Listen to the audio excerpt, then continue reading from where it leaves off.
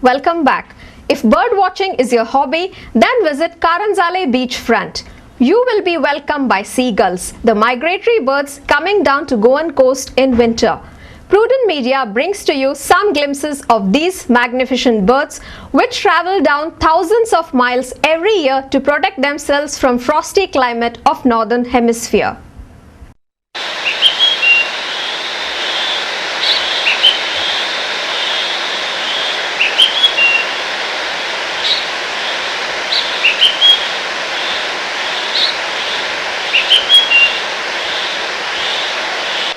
To know more on these birds, Prudent Media met bird expert Parag Rangnekar.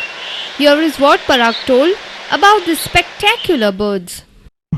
The seagulls that you see behind are nearly 5 to 6 different species come to Goa.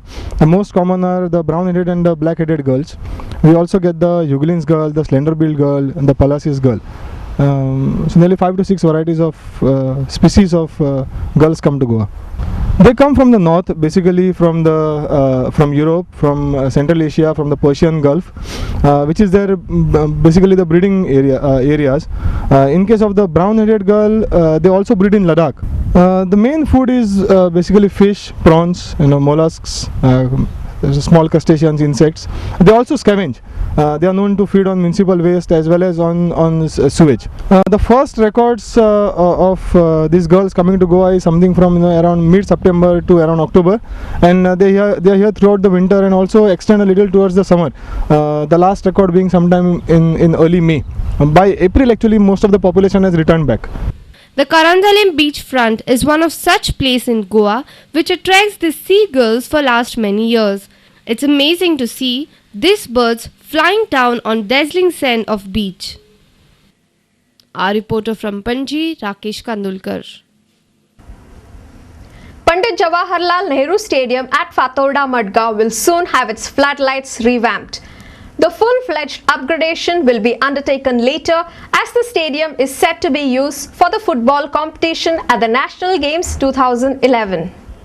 There is a cause for optimism all round now as the Executive Director of Sports Authority of Goa, VM Prabhudesai, disclosed that the bidding process is on with important companies interested. Yeah, one major problem the AFC is finding or the Football Federation of India is having is a lack of floodlight facilities. The floodlights which are existing are 20 years old and it has started creating problems for us. So we have already tendered the work as regard the change of luminaires. And 27th of this month is the last date for receiving of applications from the prospective bidders. And I'm happy to say that most of the important companies have already filed their applications, their bids for tender documents. For the upcoming national games, there is approximately Rs 232 crore budgeted for the upgradation of existing infrastructure in the state, and the Nehru Stadium will get complete refurbishing in the lead up to the games.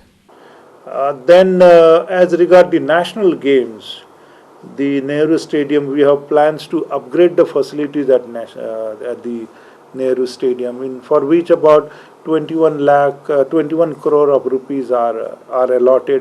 In Panjim with Satan Rodriguez and Neeraj Prabhu, this is Sunny Narvekar for Prudent Media. The Under-18 Second Division final between Wilred Leisure Sports Club and SAI Training Centre had to be abandoned after a controversy on the goal scored by Wilred at Tilak Maidan, Vasco on Wednesday. Sai were leading 2-1 in the 70th minute when the trouble began. Even as Sai players celebrated Bharat Thapa's goal, Wilred proceeded with a restart, not even waiting for referee's whistle, and claimed to have scored the equalizer. There was a commotion thereafter and the match was abandoned. Sai coach Sushil disagreed with the decision of abandoning the game and said that his team had a case to be declared the winners as opponents had declined to continue. Now the match is abandoned and your team is leading. Actually it is they are a wrong decision. Match cannot be abandoned. Match is abandoned only 2-3 cases. Either the weather condition. By the weather condition, either is the bad light. Bad light. Bad light. If the opponent is not ready to start the game, how he can abandon the game? Yeah, they should have awarded you as a winner. Yes. Wilred coach Rocky Carnioro was certain that the goal was legitimate and similar to one scored by Goa against Manipur in Santosh Trophy. He was adamant that his side will not take field for the remainder of the game if the decision is taken to continue from the 70th minute. Carnioro, however, condemned the action of the alleged Wilred supporter who had kicked the fourth official table. आम्ही 90 minute षटला आम ready आहे. 18-22 minutes Urla त्याला आम ready ना decision नाही केलं. 90 minutes. या 90 minutes आम ready. The Goa Football Association will take the decision on the game in the coming days as the winner will be promoted to Under-18 First Division League. The Secretary of Goa Football Association, Savio Mesis, said that he will wait for the detailed report. Well, justify the decision of referee. Well, I can only give a decision and I can comment on it only after I have read the match commission's report and the referee's report. Until I have not seen the report, so I cannot make any comments on it. Our reporter from Vasco, Surendra Madkaikar. Let's look at the headlines once again. In a landmark judgment, High Court sets aside appointment of 2 parliamentary secretaries. Fairy tale of Churchill Alema's 3 bridges, a Prudent Media special.